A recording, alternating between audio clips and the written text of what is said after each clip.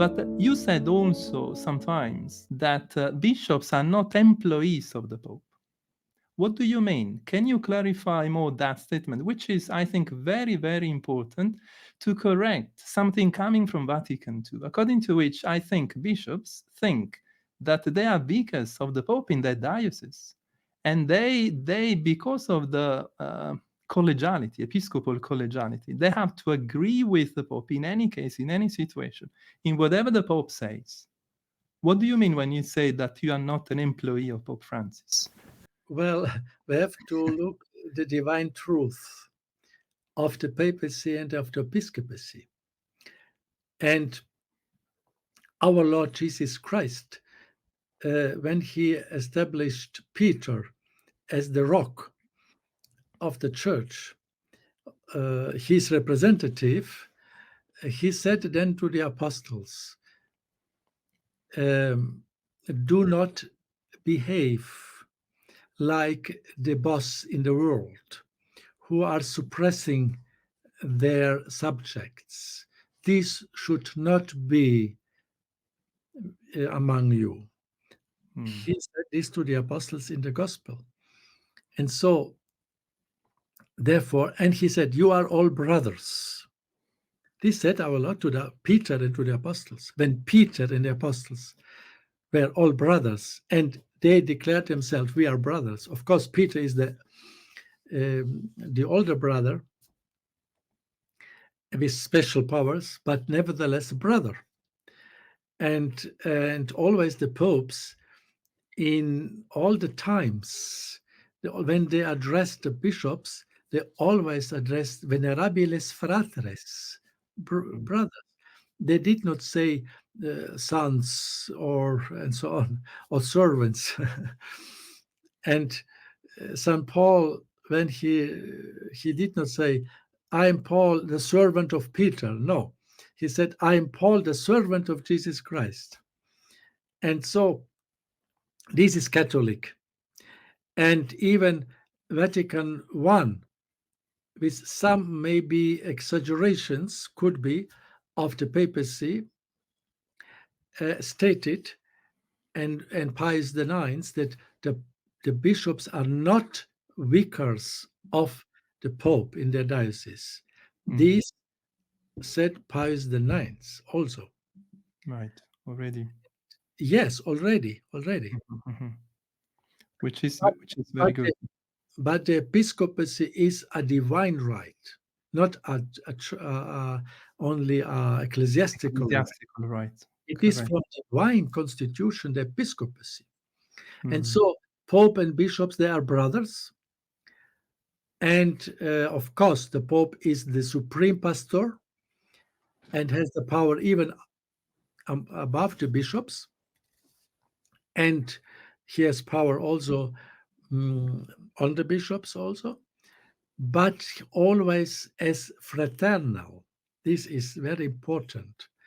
And when we are brothers, for we are subject brothers, but not in the worldly style as a boss and his employees. This is not according to the gospel and according to the tradition of the church. Of course, unfortunately, there had been situations in the history of the church where popes behaved themselves like worldly bosses or like absolute monarchs towards their bishops. This was not correct, of course.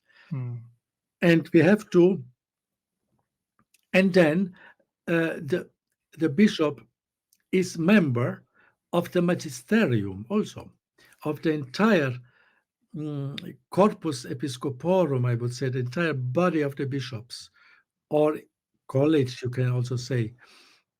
And as a member, he has a duty.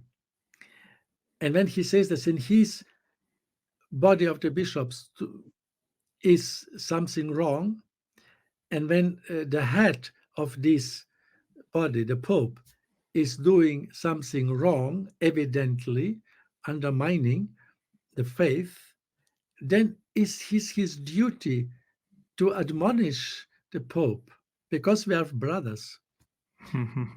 because the church is not a dictatorship Right. where every bishop is fearing to speak something. Mm. And this would be very bad.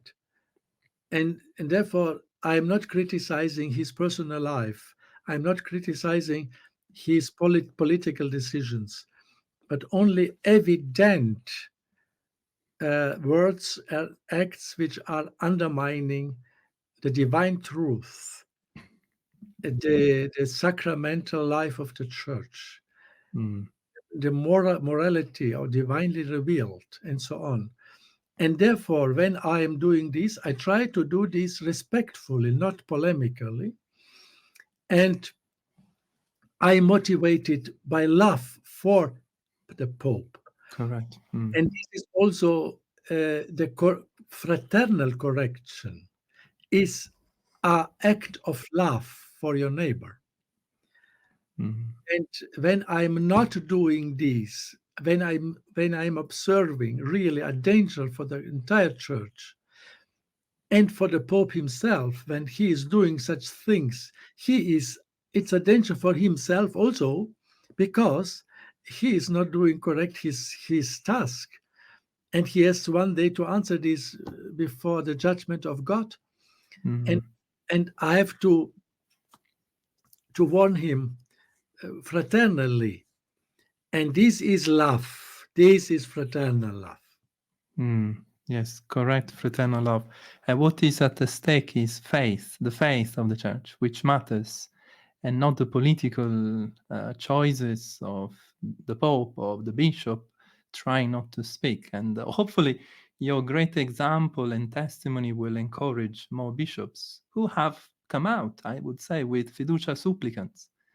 There is a good response in the Catholic way of bishops speaking out and saying this is not acceptable. And this is also a good sign, I would say. Fiducia supplicans is not acceptable at all.